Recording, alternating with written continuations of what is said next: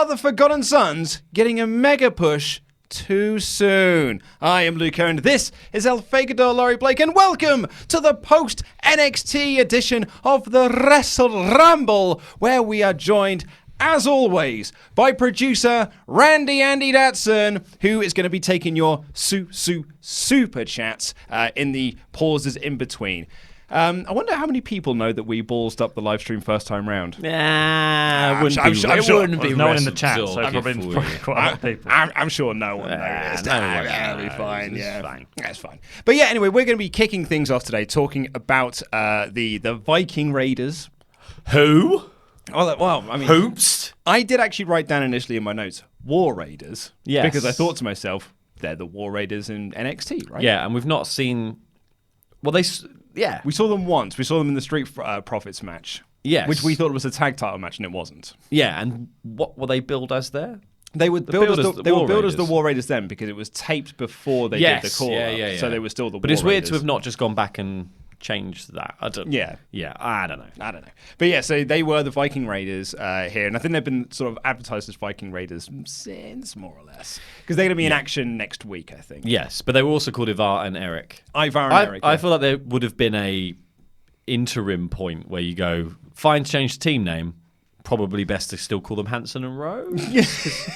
That's what the NXT crowd know them as. Yeah, well, you know. I can't wait for next week when they just have to just pretend like that didn't happen. Do you know what? No one watches NXT anyway, so no, it's apparently absolutely not.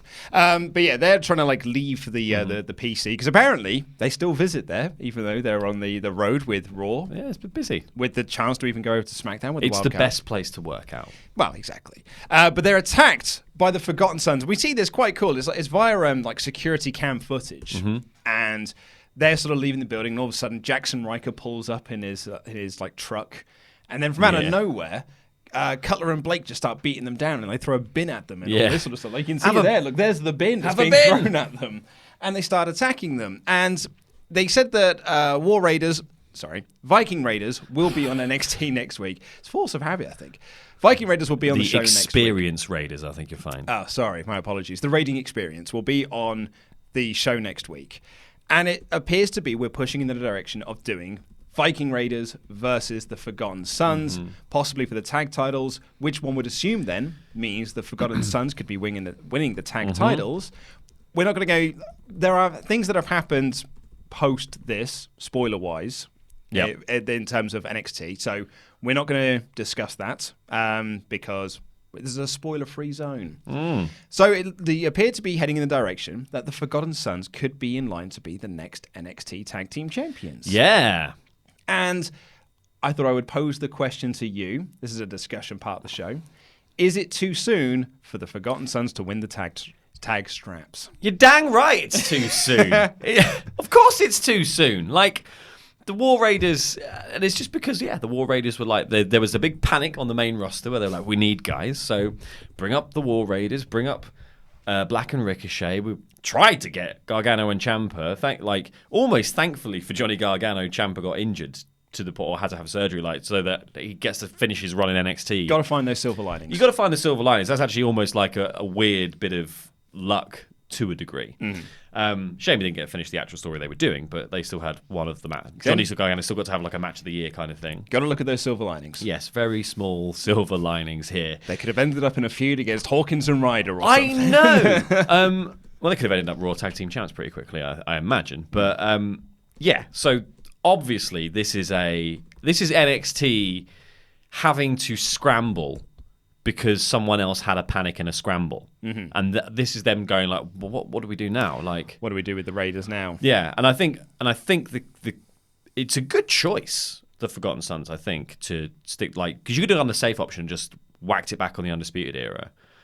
But realistically, they're doing their own They've got their own issues. Yeah, so I think the Forgotten Sons, if they are going the way of becoming the tag champs, it is a good choice because I think heel factions are going to work better for the kind of tag teams that they've got ready to chase, like Street Profits, like all these other teams that they've kind of got, Birch and Lorcan, if they're still going to be around, like they need heels to have the belts because all the people who could chase them are faces. And because they're like a trio faction as well, so it almost feels like it's like a hostile takeover. Well, they've got the monster guy, with Riker. So there's some stuff that you can do with there with like the plucky babyface tag team, like Street Profits chasing against the Forgotten Sons. It's quite a nice little story. Yeah, I think we should be setting the Street Profits up to be the tag team champions because one, they deserve it. I think they're amazing, but also the best way to do it is them overcoming seemingly insurmountable odds. Mm-hmm. It didn't help though that they got mushed up by the War Raiders, quite handily. But and they were knocked out the first round of the Dusty Classic as well, weren't they? Yeah. No, it was a terrible little run for them at that point. But they did really well. But the Dusty Classic, they just like tag teams that are just two guys.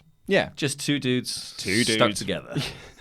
But the Forgotten Sons, I think, like you, I think they are a good choice to be next in line for the NXT Tag Team Championships because you got the Jackson Riker thing in there as well. They're heels, they're quite dominant heels, but also it will then kind of add some level of credence and sort of a level of prestige to the Dusty Classic because they did make it to the finals. Yes, Was it the finals or was it the semi-finals? They were the. Who was the? What's the finals? Wasn't it? Was it the finals? I thought it was the finals. It was Black and Ricochet versus. Yeah, the Forgotten Sons. Then Black and Ricochet won, right? Yeah, and then they went on to face the I was going to say the Viking Experience Raiders. Yeah. Okay. Let's quickly Google this live on air. Double checking. I'm pretty sure that's correct. Yeah. Previous winners. The Forgotten Sons, Aleister Black and Ricochet was the final. Yeah. So I think them being in the finals of the Dusty Classic. Yeah. Kind of that really elevated them up the tag division because we said when the tournament was going on. They were the one team I didn't expect to go very far. No, but they actually managed to pull out quite a few good matches there. They seem really to be like they're very capable when they're elevated, or at matching a level. I think. Well, the match against Black and Ricochet was great. Yes, and I thought the Mustache Mountain match was really good as well. So I think it could be argued that it's too soon of a mega push. In the Dusty Classic, it felt like it was too soon of a mega push there. Mm-hmm. Coming off the back of that, though... But they knew stuff was happening already, though. They were already aware that they were about to be gutted. Yes. They saw the knife. They were like, coming. Well, it was, Mania season's nearly over. We're gonna lose a lot of these guys. It's the psycho shower moment. It's they'd seen the curtain be peeled back, and they were like... Ah! So I think that... At the Dusty Classic, I would have said, yes, it is too soon for this mega push for these guys. But off the back of that, maybe not so much. Maybe it's not too soon. I think the problem is the answer is that somebody was going to have to get a mega push, and it might as well be these guys. Realistically, your only other option, to my mind, is Undisputed Era. And that would be pretty boring. And they're doing something that seems really interesting at the moment, I think. Really interesting. They're doing a really cool storyline with that. So we could just whack the belts back on them and then go back to normal Undisputed Era business. But that stifles that tag division, which they've already done enough so far. They've had fantastic matches, but it's been in a very specific pocket of the NXT universe against the same sets of guys over and over again.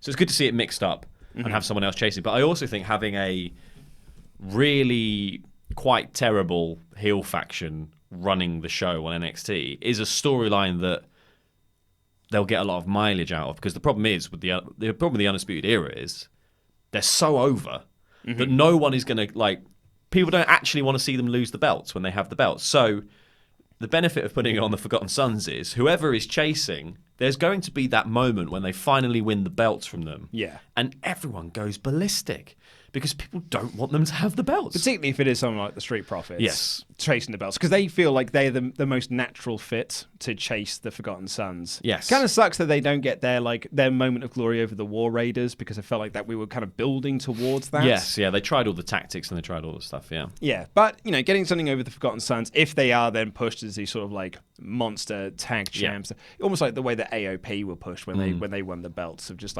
you guys don't stand a chance against them. Yeah. But then you finally get the big win over them, and it's woohoo, yeah, we won. Well, I think that while there's no plan, it's better to just have people with the belts who are kind of a safe bet, in the sense that you're always going to be happy when they lose it. Mm-hmm. Not having a plan and giving it to the Street Profits now, and not knowing what you're really going to do with them as the champions, that's one way to kill their momentum completely. Whereas at least this way, you can just keep them off telly put the Forgotten Sons in their place, who are always going to get the same reaction. People don't like you. Yeah. So then when you start to heat up the Street Profits, whoever else is chasing, everyone goes like, okay, I'm back into this now. Yeah. And you can just keep them, you can keep their sort of vibe about them, this kind of groundswell of support behind the Street Profits. They're kind of cool in their credence. And then later on, just use that. Like when you're ready to deploy it, deploy it. Don't do it now, and then be like, what do we do with the Street Profits, man? Now what do we do? Well, I mean, I would say that I think they are a solid choice to be the next tag champs. Yeah. I'm behind it. But what do you think in the chat? Why don't you let us know? Randy, let's ask you, what do you think? Do you think it's too soon to be pushing the Forgotten Sons into this position? Yeah, I just don't find them particularly interesting, to be honest. No? Or should I put the... That's good. You can put the camera on yourself. I just don't find them a particularly interesting group. They're not someone I enjoy watching particularly. There are teams that have been there for much longer who the fans get behind much more. Who would your pick be? Street Profits. Just put it straight onto the Profits? Yeah, just... I feel like they've got enough charisma to just kind of do it and then just hold the belts for a while longer, and then they can drop it and then feud with Eric Young and stuff on Raw. Cool. Deep insight from Randy. Bailey dressed as Sting on Raw. Sorry. Well, obviously, that's the only way to go with Bailey. Yeah. Have we got any super chats to go through? We have super chats. Let's start by saying, no endgame spoilers. I know the ban has been lifted, but some people still haven't seen it, and I know that someone said, so only the hosts can go off on a tangent. No, you can go off on a tangent, just don't spoil Endgame, because what's the point? Were people trying to spoil it in the comments? Yeah. Oh, don't do that. Yeah, absolutely, exactly. don't do that. And what was the other one? Nobody wants to know what happens to Squirrel Girl. Randy merch is not my idea. People seem to think that I'm pushing for it. He's made his own T-shirt. You don't deserve it. That is not true. Oh, man, as the backlash started. So you didn't see the stream yesterday. The Datsun backlash, the Daxlash. So someone left a super chat yesterday for Datsun saying, Randy Datsun merch. And that then started, essentially, every other super chat was like, yeah, we want Randy Datsun merch. And it was quite fun, because it was like, it felt like people were doing it to troll Ollie because he just doesn't want to do it. Yes. And it was tremendous. But now it feels like the backlash against that has started of the people going against the idea. Honestly, it's only a couple of people, but I think they think it was my idea. I'm not that egotistical that I'm pushing for my own merch. He absolutely is. Absolutely. It would be hilarious if it happened, but I'm not pushing for it. He wants it so badly.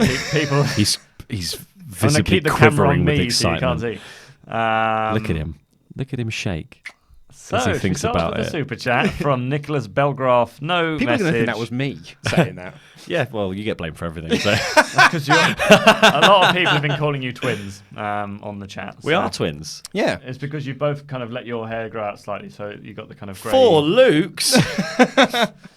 That's why the ruse worked so well, because we look so much alike. So, Nicholas Belgraph, no message, but a little donation there from Nicholas. Thank you very much, Nicholas. Louise Marie says, good midnight from Melbourne, friends. Hey, it's our Australian contingent. Yeah, was she the one who complained last week about starting just before she went to bed? I think she was. I like the fact that we've got like a really strong like Aussie contingent that because it is bedtime. Yeah. When we go live. That people are watching us as almost like a we bedtime should start ritual. we should start ending with like a story. Oh yeah. Yeah, like we could read The Tiger Who Came to Tea or something as the last bit of the every ramble. Yeah, I mean, that'd be a quite great good. way to end exactly, this show. We actually do have we've got a special surprise to go over at the end because you and I have been sent a gift. What? I know, and it's interesting. And have you misread the word GIF? Said we've been sent a GIF. We've been sent a gift, and it's just for you and I. No, it's a gift, but it was sent specifically for you and me. Ooh. Which is hilarious because Ollie's very jealous. It's wigs. So we're going to find, I don't know what it is, but we're going to find out at the end of the show what it is. Little tease for you. Shajon Aberdeen, you have not done a super chat, but you have tried to spoil Endgame, so stop it, and I have banned you. So Tomo says, if the War Viking Experience Machine Raiders face the Forgotten Daughters, one of the teams will win. Very smart. Yeah, Adam. Yep, one of them will Clearly win, a betting yes. man. Yes. Yeah. Thank you for that, Tomo. XG Krampus says, that Riddle Cole match was goddamn brilliant. I'm sure we'll get to that. That Forgotten Sons ambush was like a mob hit with them blocking the exit with a car. It was cool, actually. I liked it. I really liked it. I thought it was a really well shot, and it was a cool presentation as well because it was the security cam footage. I really dug it. So I like the idea of them as this sort of like really rogue faction and going further than anyone else would go. Like really play on the sort of knockoff Sons of Anarchy vibes that they're going for. Like, I also think it's another interesting avenue you can go down with the Forgotten Sons, if you are giving them this big old mega push into the tag title picture, is that because the Undisputed Era are imploding, it could almost work as a bit of a babyface turn for the Undisputed Era. Yes, yeah. To then go against the Forgotten Sons, who are like, look, while you guys were dicking around between yourselves, we took over this place. Yes, yeah. We did everything that you were trying to do. I like faction war. Yeah, I think that'd be really cool. Yeah. And, I mean, the Undisputed Era are so over as babyfaces that I think people are ready to just start cheering them for being the awesome dudes that they are. Yeah, people don't care. No. It's really just they're tweeners without really trying. It's just, absolutely, yeah.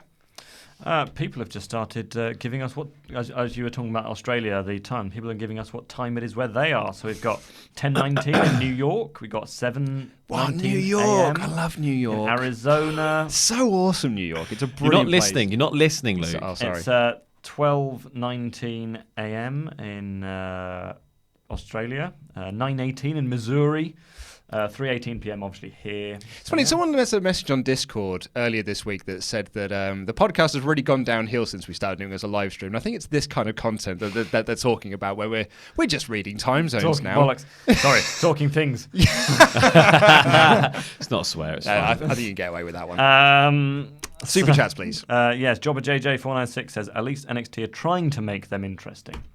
Yep, absolutely, yeah. I mean, and I think there's chance of like Stay Forgotten have disappeared. Yeah. The crowd behind them as heels. They've had like the good thing is that the NXT gave them enough in-ring time to eventually have that good match we were all waiting for and do the right thing with Jackson Riker. They just need to stay in the pocket. Stay on just target. Keep doing that. Like, stay on target. Total Blurred says, is there any way you guys could let us know what big independent wrestlers we should be looking out for? It depends on what you mean for looking out for. Is like who's going to be like a star in something like AEW or WWE down the line. Because instantly my mind went to David Starr, but he's not going to be going to. No. I mean, he'll do some stuff with Ring of Honor, but he won't. So we interviewed him. I mean, we personally didn't, but like WrestleTalk interviewed him over Progress Super Strong Style 16 weekend, and I was just editing the interviews then. That's when the reason why it's come to mind. And he was talking about how that he's turned down WWE because once you go there, you can't go anywhere else. Yeah, and he does consider himself truly independent. So but he's now living in the UK for healthcare. Because it's free here. Smart man. And so he's going to be very much on the British scene and probably less on the American scene. He might be still doing some stuff in the American scene, but David Starr is so good. He's incredibly popular. He did say that he's going to wait to see how AEW plays out. Yeah. As to whether or not he might consider going over there for something, because at the moment it's an unknown quantity, not in terms of its quality or if it's going to be on TV or if it's going to be on pay-per-view. It's just that if I go there, am I stuck there? Yeah. Or am I truly independent and I can go anywhere I want? Well, yeah, exactly. Are they going to stick to their sort? Because they had said previously that when they were going to have people appear at AEW, they would be allowed to do other stuff. Like, Jericho's still going to get to do New Japan stuff. Like Kenny Omega most likely is going to do that sort of stuff too. Because New Japan are really going to want that. Yeah, exactly. Like, I think they're going to be very open to collaborating, but whether that's only with other really big promotions or with the likes of Progress, who are a WWE promotion, but that also then comes like a WWE feeder, I guess. But that also comes with like what a WWE saying back as well. Yeah. So the other two names I would certainly throw out, one of which is most likely going to be a big star within the company, is Jimmy Havoc with All Elite Wrestling. If Jimmy is given the creative freedom that I'd imagine he has or is going to be given with All Elite, he's going to produce some absolutely incredible stuff over there, particularly with Darby Allin in that promotion as well. So I think there's going to be some really interesting stuff coming out of Jimmy Havoc. But I'll always get it back from my boy Chris Brooks. Yeah? Oh, yeah, I mean, Chris Brooks is Love incredible. Brooks, yeah. Love Brooks. Great independent talent. He turned down WWE. He's one of those guys. He was going to go over with Banks, and he turned it down. So whether he goes to All Elite, I don't know. But Brooks is great. He's so good. And basically, you go to any British wrestling show, you'll see Chris Brooks there. He's great. Aussie Open signed anywhere? No. Yeah, it's your another other good shout. favourites, Yeah, yeah, my other see. faves, Aussie Open's a great show. They are amazing. Oh, they're so good. Carl Fletcher, Jordan Devlin match. Good. Unbelievable. Crikey, that's going to end up my top 10 match of the year. Yeah? Amazing. Loved it. Tomo says Randy Datson merch for the win. So I've got one supporter still. Robert Johnson says, watching from God's own county, Wakefield, Yorkshire. Keep up the good work. Beautiful part of the world. Beautiful part of the world. And the best tea. Absolutely. I have Yorkshire tea in my desk. I know, I'm quite jealous of it. Yeah. I don't want to steal it from you. You can have some if you want. Thanks, mate. It's fine. Thanks, bud. It's pretty cheap. It's tea in it. It's real cheap over here. Thomas Lagdon, who was one of the anti-Randy merch of yesterday, says, hey, Randy. And then he says another one, which is it just me or did the Undisputed Era bit at the end feel a bit messy? Might be something to do with the crowd going crazy, but felt a bit sloppy. Oh, what, them arguing? I don't know. I didn't think it was sloppy. I quite liked it. No, I liked it. Yeah. We'll get to that. Yeah, we'll get to it. That's it. That's it. Yeah. Cool. Right. Well, let's crack on into the show itself. This was it was a very solid episode of NXT. Yes. With a kick-ass main event. Oh, yeah. Oh, yeah. And it was all built around, and I think that's what NXT are doing quite well at the moment. Like, the start of the show is basically telling you, here is what you need to be excited about for this week. Last week, it was Kushida is debuting tonight. Yeah. And tonight, it was Matt Riddle versus Adam Cole, baby, in the main event. Oh, yes. Yes. Yes, please. More of that. Thank Absolutely. You. More 20-minute matches on NXT. And with two short matches that kind of sort of act Storyline as a buffer for them. Yeah. Well, we'll get on to the second one as a storyline thing. I've got some thoughts. You do? I've got some thoughts. Yeah, one of my notes just goes, who saw that coming? But we're kicking things off with a match that was set up last week between Mia Yim and Bianca Belair. What are you doing?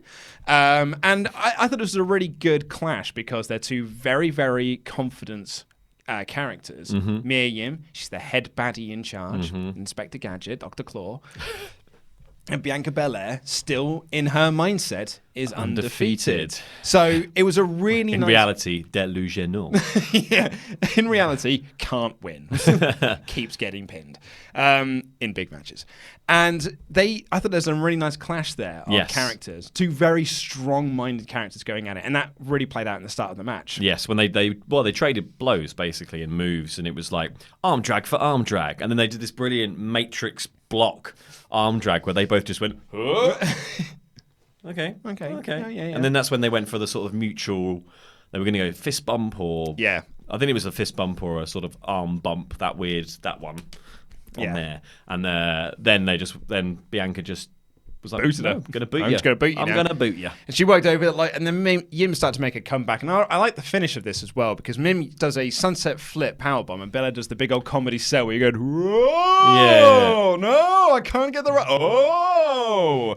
And then eventually she does get to the ropes, but Yim pulls her back down. She gets back up, and she uses her hair round the rope for the leverage. I thought it was actually quite creative. Well, I thought it was really good as well, because it was brilliantly done and sold by the ref. I think this whole spot, because the brilliant and then she gets the ropes and then she sits down into the pin. Yes. And so the ref drops down to count, but then goes, no, you got to let go of the ropes. Yeah. And so Bianca Belair lets go of the ropes, like really does the dramatic let's go of the ropes, and the crowd go like, yes, the rules! The rules are being enforced! And then that's when Yim rolls her up. Yeah. And then when she rolls back up and does the hair whip, the ref doesn't see it. She's gone down the other way to count here. So it was such a good bit of ring psychology that I really enjoyed. I really liked it because I never really buy into the I've got my hands on the ropes. Yeah. Leverage. Well, because I imagine that this spot, I was looking at this match and I was like, they like both of these stars. And I just imagined that it was a Baszler run-in. Like, as soon as I saw it, because that's what we've had for a lot of the time, I was like, this is just going to be a Baszler, Duke and Shafir run-in, schmoz finish. And instead, it was a very cleverly done finish that protects both people. Yeah. I thought it was really, really cool. The hands on the ropes for leverage is just one of those things that we accept in wrestling. It's I guess it makes sense. It probably makes sense. Down on it. Yeah, I guess it makes sense in the world of wrestling in the same way that you run against the ropes, you just bounce back. But I thought this was a really clever way of doing that, of like putting a different spin on it. And as you say, with the referee's position and everything, really smart, protected both of them. And it's another nice little wrinkle to the Bianca Belair character. Yes. Of that, she in her mindset, she's undefeated. Now she's got to cheat to win. Yes, she doesn't. But that's the thing. She doesn't mind as long as she doesn't lose. Yeah, really, that's kind of her vibe. It's not even. I don't even think she thinks that's cheating. I think she thinks she's using every advantage she has. Absolutely, yeah. Yeah, but it's brilliant for Mia Yim as well because you could see Mia Yim in the ring at the end, turning to the ref and being like, "Come on!" Like, guys! And it got really good heat from the crowd as well. Really, really good heat. And then we got the Viking Raiders Forgotten Son bit. And then speaking of Duke and Shafir and Baszler, they were training down the Performance Center. All of a sudden, Io Shirai runs in and starts battering Baszler. Then everyone runs in, including Robbie Brookside. What are you doing? What are you doing? What are you doing? Why are you doing this? It was really cool, actually. And again, because it was shot from, like, Shafir had set up a phone to record themselves doing their training. So it doesn't feel staged and forced, like, oh, it just so happens that a camera crew was there. It was like, no, this is footage that we shot. Yeah, they were like going to watch back their own tapes. Yeah. I thought it was really, really cool. I like this. Yeah, I really did. I like the idea of like a fired up Io Shirai who's like, no, you've gone too far now. Like, I am now coming for you three. Exactly, yeah. In the way that you've been doing for everyone else on this roster. You've been blindsiding me. Now I'm going to blindside you when you're not expecting it. And I think it's good. It's a good thing with Io as well because she, like, I think promos wise, same with Kairi Sane, like they struggled with sort of firing up people through promos just because the language barrier was there. And having just take Paige with her. But having people do stuff like this is just a really good way of telling that same sort of gutsy story, but just through physical action. Yeah, I thought it was really cool. What was not quite so cool, though, is our next match. I actually quite like this. Raul Mendoza took on the returning Riddick Moss. Yes. Riddick Moss hasn't been on TV since, I think it was like April last year. He had a big old injury. He was a former tag team with Tito Sabatelli. He's like a proper WWE homegrown talent. Yes, yeah. He was on Breaking Ground a lot. He's been there for a long time. What were they? They were like suit-wearing gold stand. What was their thing? Tim and Tino. Basically, was just like, we are like muscle statues. Yes, and you are indie darlings, and that therefore we are good. And he has got a new gimmick, which is basically Simon Dean from back in the day. And this had a proper 2005 stink all over it. And it's one of those things where I'm like, this is never going to get over. I didn't mind it. I didn't like it at all. I thought they could have gone harder on the execution of it. Because they printed off a sticker and stuck it to a water bottle. But like, I think if he'd done like if he'd branded everything and like there was supplements and all this stuff, like you could go really far with it, more than just like he takes breaks in the matches to like do whatever that muscle drill thing is he had, whatever that was, whatever it was, like, and drink some water and all that stuff. Got to stay hydrated. Because there were some bits of it that I liked. I like the bit where he catches him and he does a couple of reps. Like I like the sort of superiority complex idea of it. But yeah, I can see why it was a bit shonky. It feels too gimmicky. Yes, it does, but it was weird though because I was like, well, he's getting this big return and this whole new repackaging, and like, Raul Mendoza had a very subtle repackaging in the fact that he's got new gear and a jacket and he wears a hat to the ring. Man, hey, which you know what? Great gear, by the way. Absolutely loved it. I thought that was cool stuff. New hats worked so well for Malibu Stacy. Like everyone loves a new hat. Yeah, true. But yeah, I just never expected the outcome. No, I was like, huh? Yeah. Okay. So Riddick Moss's new gimmick is that he has got the Riddick regimen. The Riddick regimen, and he was told by doctors when he was injured that he'd be out for 2 years or something like that. And they said he actually defied medical help and didn't do what he was told by doctors, and instead followed his own Riddick regimen, and that's why he was able to get back to the ring quicker. I like this. I'm not sure we should be telling kids to not listen to doctors. But he is a heel. He is a heel. He is a heel, I guess. But he still came back to the ring. Like, it doesn't matter if you're a heel or not. Like, the proof is in the pudding, Luke. Yeah. He's back in the ring. Absolutely true. It's the same way Ryback speared that lass into a pool. She came out as a bikini model. If you take his supplements, it just happens. Hey, I took cod liver oil one time. Sorry, Randy Datson. Well, he actually returned in November last year, so it can't have been... Did he?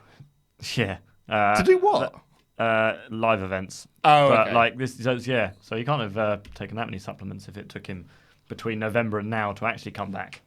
Well, there you go. The more you know. So he's back in action. He's got this. He was still printing the sticker for his water bottle. Yeah, that's so why the Riddick regiments is his new thing. And at one point in the match, he has to go over and take some water, and you've got Nigel going, got to stay hydrated. It's very important. Tries to pour it into Raul Mendoza's mouth, who bats it away. Yeah, bats it away, and then Mendoza wins. Yeah, it's this springboard spinny flip-de-doo. And pins him. Sideways spinny. Yeah, like a sideways spinny thing, and he pins a 360 senton splash and kind of vibe. And the commentators put it over like he'd just pinned Brock Lesnar. Yeah. Like the crowd popped big for it, and you got Nigel Shannon commentary. This is a major upset. I was like, is it? Yeah. Like Riddick lost all the time when he was here first time round. He doesn't win anything. It's size, mate. It's size. Yeah, I did not particularly like the segment, and I will rescind my "this will never get over" line because should never make presumptions like that. That's my bad. I don't think it will get over. Yeah. I'm willing to be wrong, and I will. Well, it won't get over if he keeps losing. Especially with Mendoza when he came out seemed massively over. He got a pretty big pop when he appeared, and then got the huge pop at the end as well. Yeah. So. He's getting some sort of... everyone, like you and I, all expected that, hey, Riddick's back, he's got a new gimmick, he's probably going to win here. So getting the surprise win, just putting it over like he just won. And then was everyone like me at the beginning when they went, he's got a hat! Whoa, look at that hat! But she's got a new hat. What a great jacket!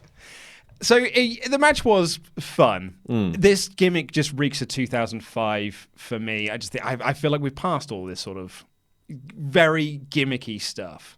It's the sort of thing that people don't like about Lacey Evans. Bugenhagen's very different. He is. Bugenhagen's very different. It's the sort of thing people don't like about Lacey Evans, that she feels too gimmicky in this sort of world where Becky Lynch and Charlotte Flair and Ronda Rousey headline WrestleMania, where they're not characters, they're just themselves amplified. Yes, but I think you can do all these things, but you just don't have to lean so heavily into the gimmick aspect. It's with stickers. Like with stickers or Lacey Evans teaching people manners. I think you can use all that you can use the language of that. Yes. But without having to literally do it. Which is what I think they did with Lacey in NXT. Yeah. Lacey in NXT didn't feel like she was this gimmicky that she is on the main roster. Yeah. Sending invitations to other people to come join me for dinner parties. Yes, and wear formal attire, and it's it smells of peach cobbler. So this doesn't feel like the Lacey Evans that we saw down in NXT. Yeah, well, that was the thing. I think a lot of normally NXT's gimmicks are very much just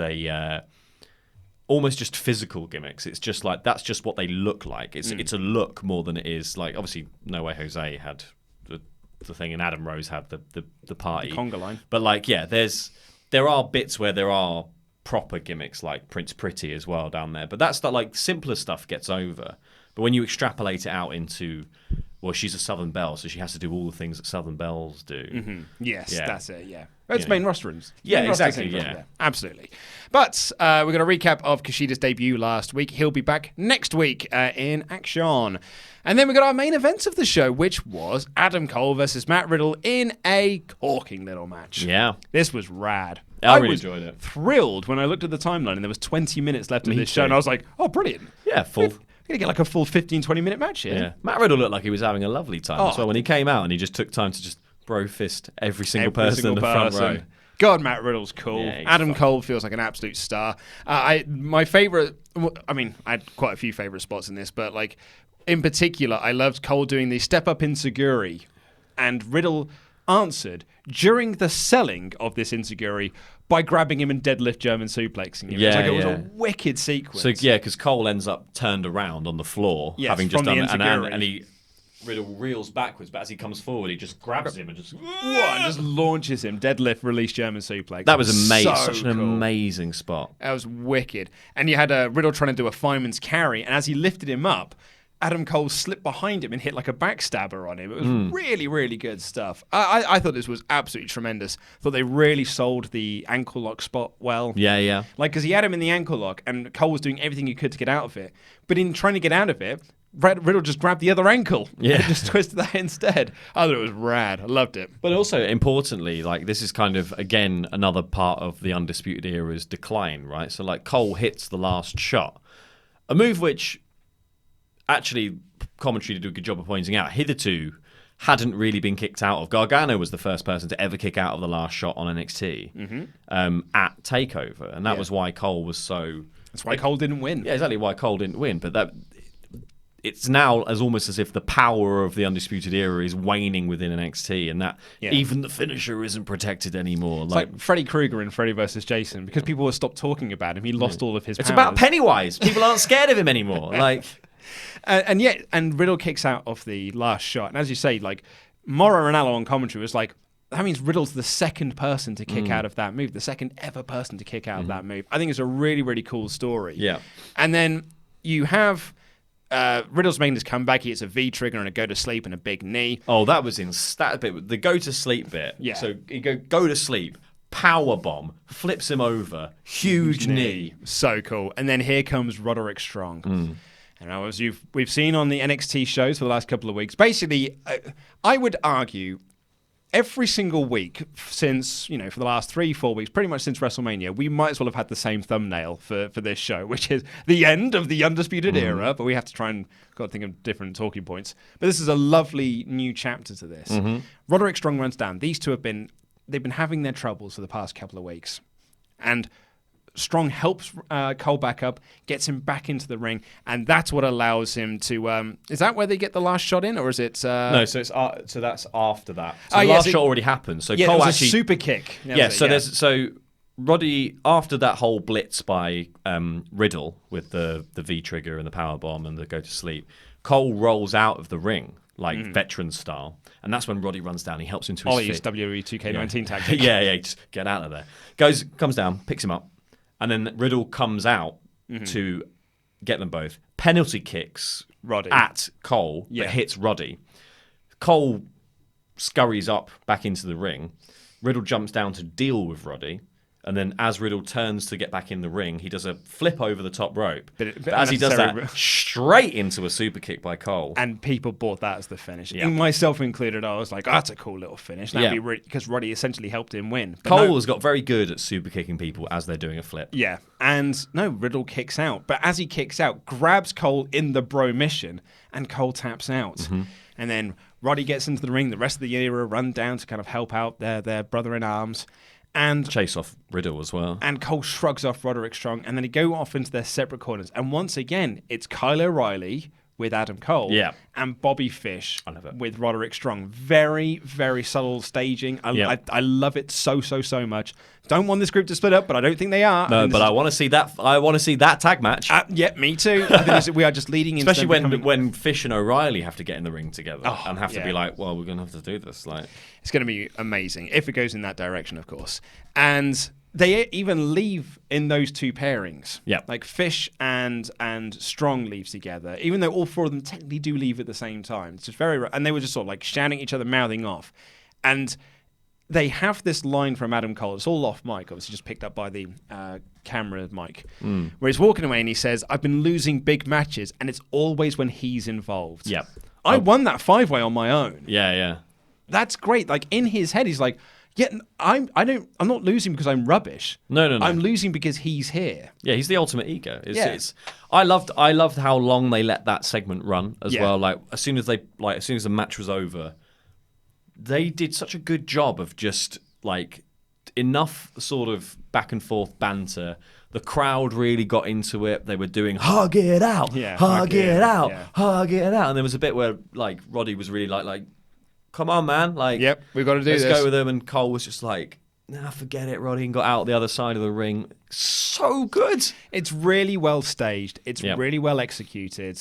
And yeah, I could see them coming out of this, the other side of being like, we are a much stronger unit now, babyface unit. Yep. And you got to have the split and come back together. I think it's Mauro Ranallo put this over on commentary as well, where he's like, Cole said at the start of the year, that the Undisputed Era are going to be dripping in gold. Yep. And all they're dripping in is, confusion. They're just battling each other. They're just like, they're imploding. That's a great story. Like, the start of this year, they were like, this is going to be it. Yeah, 2019 is the era of the Undisputed. And actually, it's been the worst year for them so far. Hopefully, they can come out better the other side. But I'm super excited. I love this story. Yeah, I can't wait to see where it goes, because I think there's so many options. Like, Yeah. I think there could be this is, part of a process of like trickery that they're going to play into later on, like if they cotton on to the fact that like people think they're splitting up, because they have already done that spot slightly before where Johnny was like, oh, where's Roddy? Yeah. And then Roddy slides in and beats him down and then all that stuff. Maybe this is all a long game plan. Like, that could be an option.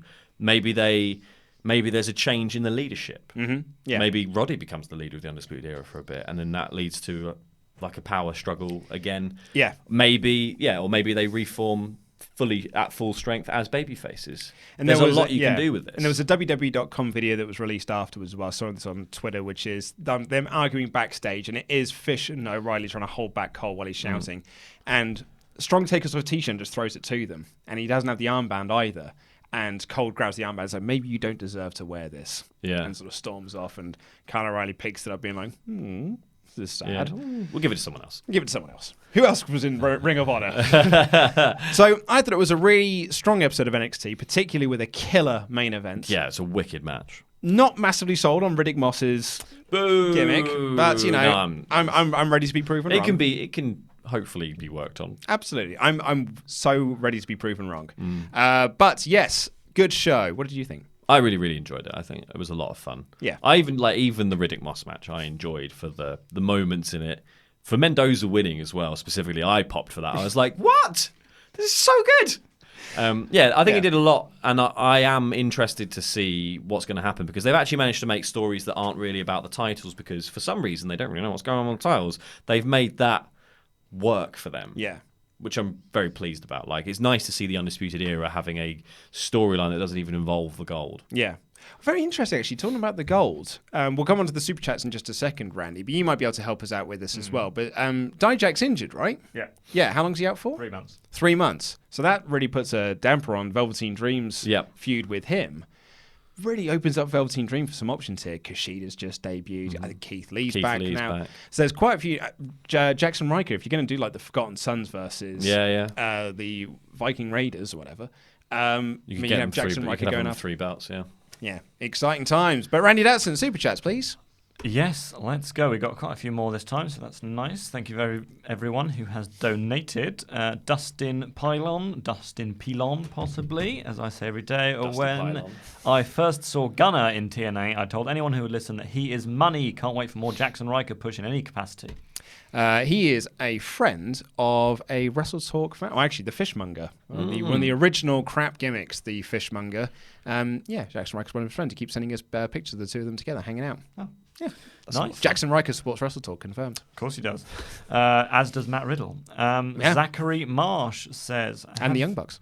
Have you guys ever watched a death match, and what was the worst spot you've ever seen from one? Also, make Andy Fatson fight in WWE 2K19 Gauntlet match to earn merch.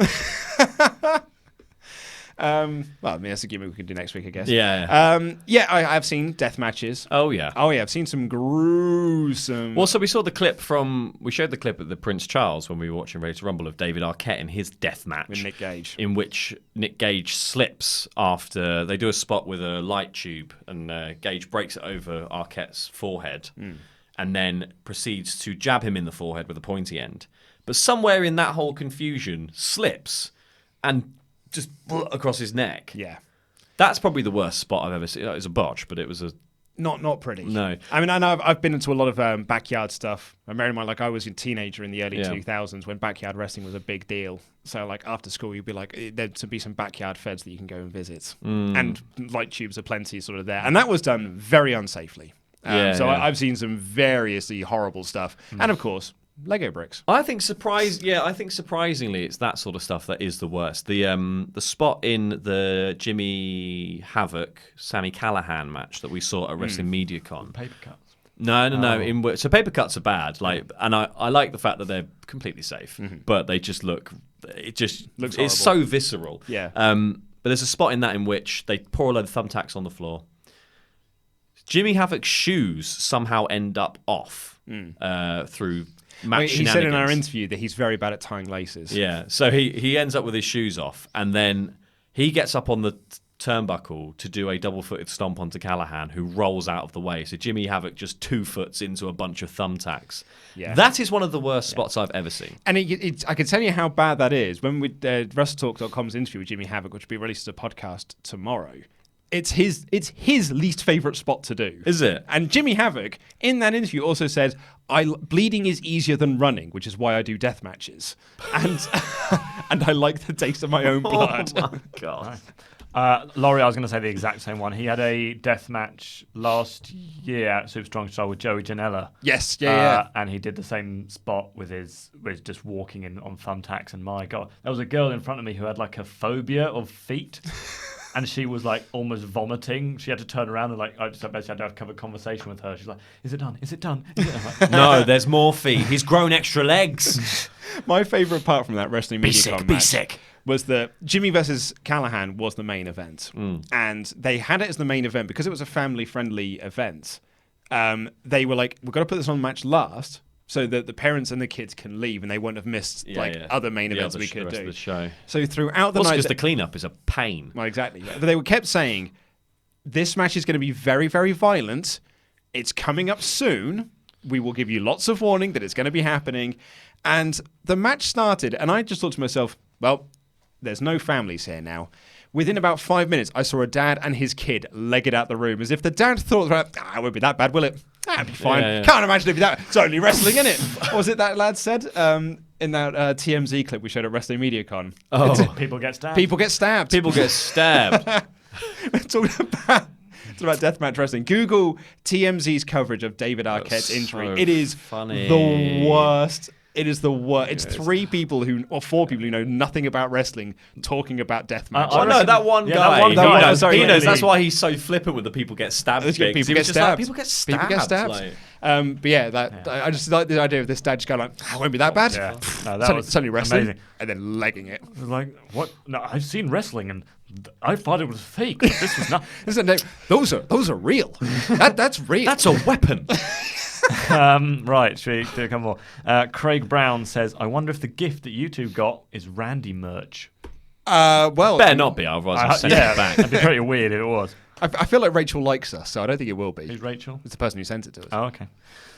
Thank you, It's Rachel. ahead. Jobber JJ496 says, how's the undefeated mindset work when she tapped out? Well, that's it. It's a mindset. In her head, she is undefeated. Okay. It's a mental thing. She's mentally undefeated. Mr. Michael Law 2011 says, I feel as though the Forgotten Sons should talk about how fans chant "We forgot you," but yet they forgot the homeless veterans outside. Of Full Sail, could be. Yeah, So. yeah, good way to get heat. James Williams says, please tell SoCal Val I said hi. Oh, she was just here. She was just here. Yeah. Yeah, we'll say next time she's here. Yes. Ant the Great says, just got my NXT 25 tickets. Just want to say thank you to everyone at WrestleTalk. You brought back my love of wrestling. Living behind Titan Towers is not as awesome as one would think. Put me down for more WrestleTalk merch. Well, thank you very, very much. You're the reason we do this. Yeah, and enjoy TakeOver 25. We'll likely be watching it live, doing a live stream. Should be awesome. Jobber JJ, where is Bugenhagen? Where is the Boogs? Where is Boogs? They're afraid of him getting too over. Exactly. Yeah, I think he's I don't know. He'll be if they put him on TV every week, he'll have there's to be now champion. for him to do. Like it's just Yeah. He's a good entrance and a good. He's not a good match. He's a good. Strong disagree. Strong disagree. Roderick strong disagree. Tomo says, some people want Tomo merch. Should happen before Pete merch becomes a thing. Just saying, I am over. Everyone's getting merch these days. Yeah, you can just make your own. Make your own. Yeah, just get your own big That's what colours. Randy did. People keep saying, oh, I didn't make that. Nate made that. You made that. People are saying you need merch, but I was like, I'm pointing out you've already got merch. I have already got merch. Yeah, he has got merch. Buy him a t-shirt. Yeah. At WrestleTalk.bigcartel.com. Evie Duran turned heel on me, saying, Chopper Pete is the best. Hi, Luke. Hi, Laurie. Also, hi to Ollie, even though he's not there on camera. I think that's everyone. There's Housemate Simon. Yeah, there is Housemate Simons. Yeah, good point. Just Housemate. Is he coming in to do the it? Oh, so yeah, we're going to be moving over to Screen Stalker once this is finished, because in around 10 minutes, the trailer for It Chapter 2 drops. So we're going to watch it, and then we're going to stream some live reactions to it. Spooky. Spooky dudes. Tomo, I see your precious bird raptor in the background. Yeah, there he is. I'm amazed that it's taken a few people to realise that it's there. Well, a lot of people saying, what's that pink thing? Bird Raptor.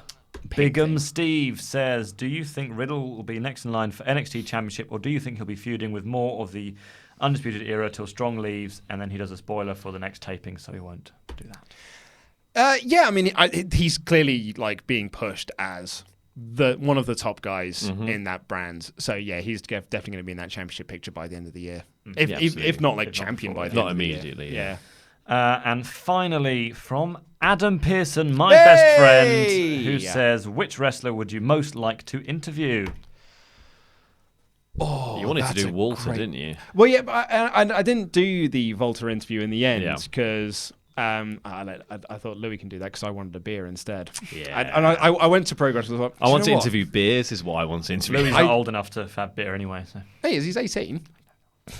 I showed up to the event all prepared to like interview Walter, and then as soon as I got there, I was like, I don't want to do work. Yeah, I just want to watch the wrestling. I want to have beer and a wrestling. So I thought, we'll let Louis do it instead. He'd done all the other interviews, so it just made sense for him to do it. Who would I like to interview? Triple H. Triple H. Do a big deep dive interview with Triple H about his career. David Arquette. I think I just want to play games with wrestlers. I want to play games with Adam Cole. Yeah. There's actually quite a few people in NXT and WWE that I think would be fun interviews. Like Xavier Woods would probably be a really fun interview. Yeah. Yeah. I have interviewed Xavier Woods. I was going to say you have, haven't you? Yeah. Ember Moon, she's a big D&D fan. Yeah, we could just talk about D&D. Yeah. Tyler Breeze also plays D&D. Aiden English is playing D&D with him. Yeah. We can talk about... Alexa Bliss has played D&D with him. Me and Aiden English could talk about how we've lost our hair. You look exact same. We've had to shave it off. You could be like, but you're me! Like the Spider-Man meme. We're just pointing at each other. Deuce from Deuce and Domino. Sanj TP is the last one, actually. He says, where is Casey Carolina Liar? Which was on TV last week, wasn't she? Was it last week? Yeah, I think she's mostly propping up the WWE PC YouTube channel because every single video is about Casey Catamaran. Oh, they love her so much. Right, let's do this gift that was sent to us. This was sent to us by Rachel. It said, I sent you and Laurie a gift last week. Just want to make sure you got it. I don't know how delivery works in the UK. So... They bring it to you. I've got it right here because it did arrive. I will do it this other so our address is not visible. And it says, hope you like the gift. Could you give a shout out to my friend Ziggy? Now how do I get Hi, into this Ziggy. thing? Hi, Ziggy. No, While Luke attempts to work this out. You have to like it first. Yeah. Oh, well, we have to like, so we don't give the shout. I rescind my shout out, Ziggy. Why can't I not You be patient. Do you want a hand? Do you want to? Yeah. Do you want some keys or something? Yeah, I need some keys. I'll do it. Sorry. Have you got scissors? Have you? I thought it might be like a nice easy tear thing. Yeah, no. No. Oh, he's got the teeth on it. Oh, there he goes. Look at him go. The animal. He's done it still. Look at the creature go. He's going to come back with. It's a shame you can't now. see on his camera, but he's mauling it currently. He is, and it's just about going well. It's just there it is. Good work, mate. Datsun Strong style. That was not to be seen on camera. No. That was disgusting. But too erotic. it is. Ooh, it's going to be very nice for Andy. It's some Magic the Gathering spellcaster cards. It's a starter kit. The Spell Slinger. I used to play that. You did indeed. Thank you very, very much. Because I think it's probably because we've been burying Magic the Gathering on this show. So, we've been sent some Magic. Shout out to Ziggy now. Let's have a look. Oh, no, yeah, so I'm going to give back my shout out to Ziggy. I re-give Yeah. Ziggy. Here's your shout out, Ziggy. Ziggy started. Ziggy played guitar. This looks fun. Yes. We can play that because we got it as a start, so we'll play that later on. Yeah. Yeah. Well, we've got to wrap this up because we've got to go watch the trailer for It Chapter 2 over on Screen Stalker. So make sure you do tune in and check that out. Come watch it with us. But before we do that, we have got some $25 shout-outs for our Patreon pledge hammers that we've got to read out. If you want to become one of these people, just go over to patreon.com/WrestleTalk and become one of our awesome $25 and above pledge hammers on Patreon. Just like these fine people. Jonathan, the Headmaster Headman. Woo, Jonathan. Get your own insert, you get your own special name and everything. Damian Wayne Wade Wilson. Oh, yes. Lovely stuff. I trust you as Sam Farrer as I can throw you. Still my favourite. Still my favourite name I'll come up with. Have a cup of tea, Lee. Yeah. Hey, Yorkshire tea. Caught in a Travis Webb. Oh, Spider-Man. Lovely stuff. We're going on a Brian Huntley. Yes, we Yes, are. we are. Going to catch a big one. Charlie, drink it in, Z-Man. Yeah. Nice. King George Phillips. Who we saw at the Prince We Charles on did see. He was Tuesday. very Nice to nice. see you again. The Perfect Storm, Noah Trombley. Oh, yeah, the perfect storm. There can only be one. Our legends. Highlander, yes. Now, I don't know how this goes, but Robert Spencer. Period. Lovely, that's pretty good. It's Monty Brown. It's a very 2005 reference. Michael Sands of Time. Prince of Persia. John's secret. Nothing to do with that. Prince of Persia. John, Secret Santos. Yay! Big Apple takedown, Lindsay Monroe. Oh, you blocked it, you Burke. And finally, it's Butter Me Up, Sir Nord.